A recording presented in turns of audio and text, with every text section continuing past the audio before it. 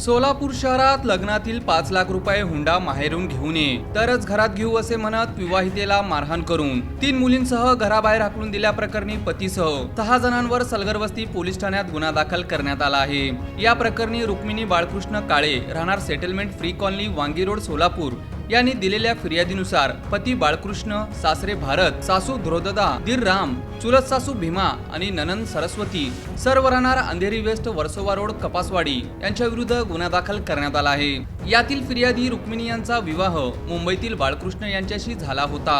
विवाहानंतर 2010 ते मे 2026 या काळात सासरच्या लोकांनी मिळून रुक्मिणी यांना शारीरिक आणि मानसिक त्रास दिला। 5 लाख रुपये हुंडा घेऊन ये तेव्हाच तुला आणि तुझ्या 3 मुलींना घरात घेऊ असा तगादा व सासरच्यांनी त्याला उपाशी ठेवले, मारहाण व शिवीगाळ करून 3 मुलींसह घराबाहेर हाकलून दिले असे फिर्यादीत म्हटले आहे। या घटनेचा अधिक तपास हवालदार चौधरी हे करीत आहेत।